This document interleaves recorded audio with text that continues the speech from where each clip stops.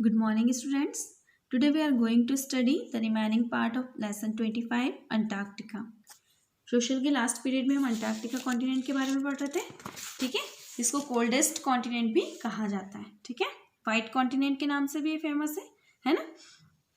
क्यों white continent कहा जाता है इसको? क्योंकि यहाँ पर पूरे साल भर बर्फ जमी रहती है. ठीक है, बर्फ की बहुत मोटी परत है ना. एंड ये 5th लार्जेस्ट कॉन्टिनेंट. ये सब हम लास्ट पीरियड में पढ़ चुके थे.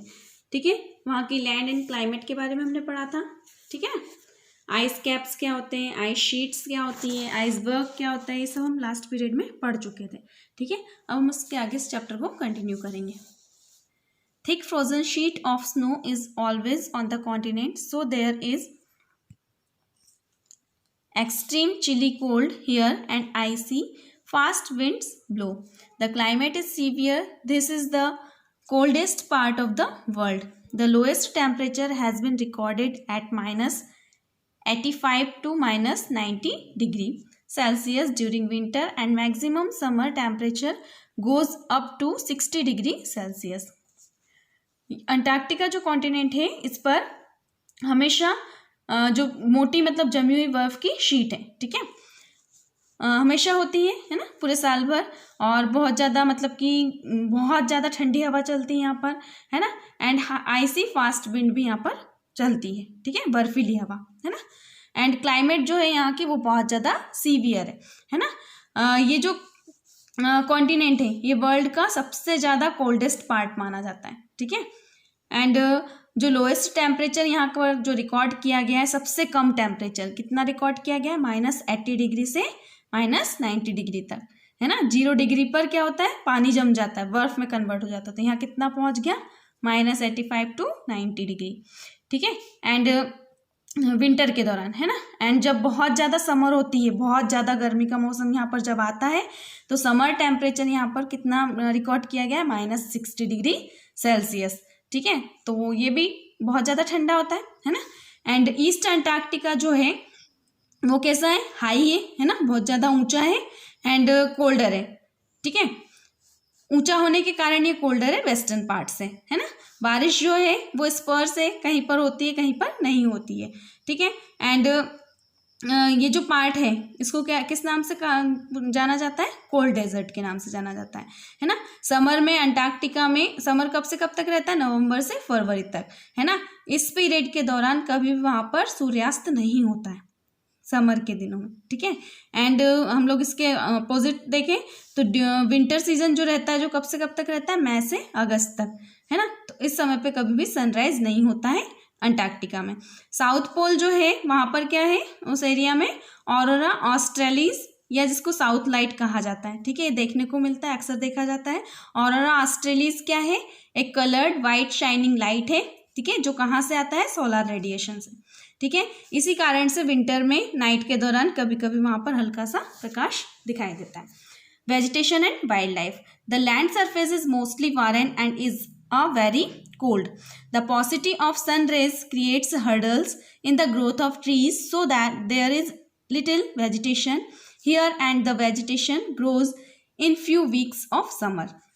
लैंड सरफेस जो है ऑस्ट्रेलिया कॉन्टिनेंट, ये अंटार्कटिका कॉन्टिनेंट की, ये अधिकांश कैसी है, यहाँ का जो लैंड है वो कैसी है, मतलब ज़मीन जो है वो वारेन है, मतलब बंजर है. ठीक है, और बहुत ज़्यादा ठंडा है यहाँ पर, है ना. सूर्य के प्रकाश की कमी के कारण यहाँ पर मतलब पेड़ पौधे नहीं उग पाते हैं, बहुत कम वेजिटेशन है ना. और गर्मी के दिनों में कुछ हफ्ते तक के कोई सी वेजिटेशन यहाँ पर लगती है, जैसे कि लाइकेंस, वाटर ग्रास, फंगस. ठीक है, यहाँ की वेजिटेशन है ना.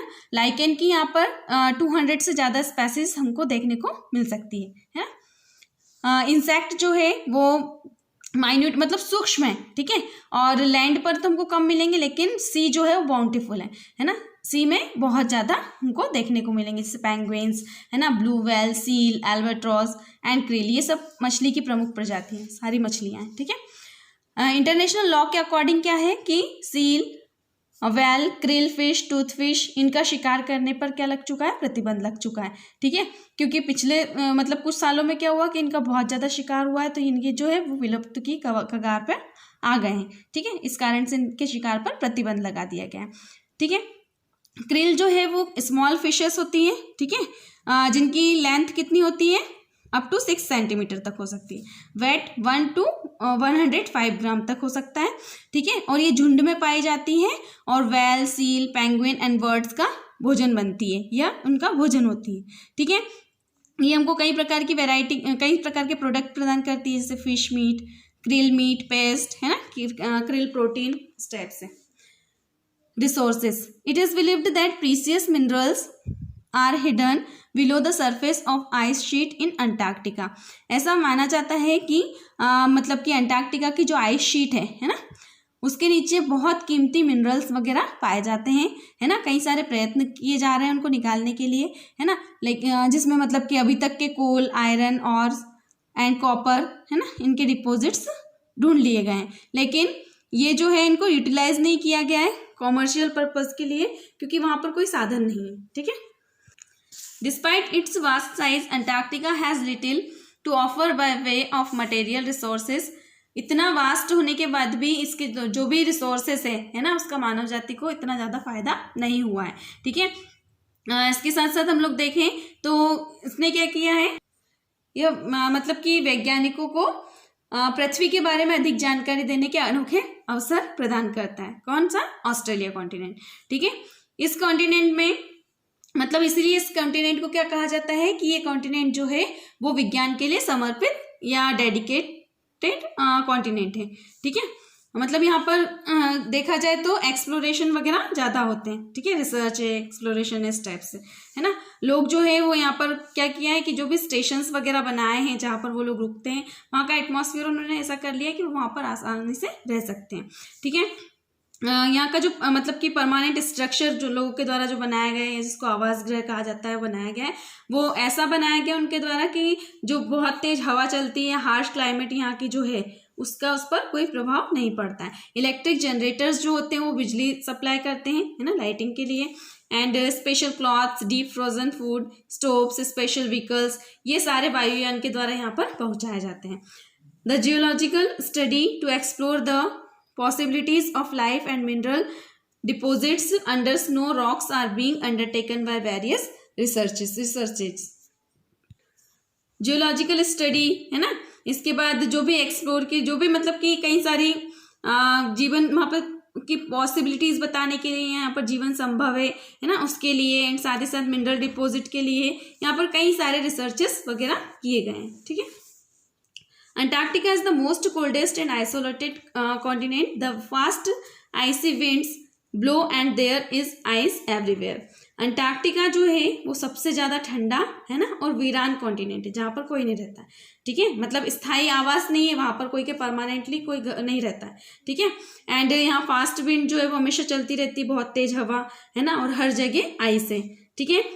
यहाँ पर मतलब इतनी ज़्यादा हार्श क्लाइमेट है यहाँ की कि यहाँ पर जीवन संभव है ही नहीं, ठीक है। मतलब लोग जो है वो परमानेंटली यहाँ पर नहीं रह सकते, ठीक है। कहाँ पर? अंटार्कटिका में। And Antarctica is the only continent where man has no permanent settlement. Antarctica एकमात्र ऐसा कॉन्टिनेंट है जहाँ पर लोगों का कोई परमानेंट सेटलमेंट नहीं है, ठीक है, या स्थायी निवास गृह वहाँ पर नहीं है ना।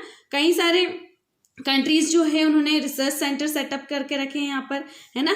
लोग जो है वो टेम्परेरी यहाँ पर रहते हैं, है ना, एक्सप्लोरेशन के लिए, जब वो एक्सप्लोर करते हैं कुछ भी उस समय पर, एंड रिसर्च टाइम पर, ठीक है। तो ये अंटार्कटिका कॉन्टिनेंट था, है ना। इसके जो क्वेश्चन आंसर है वो हम नेक्स्ट पीरियड में करेंगे। Thank you.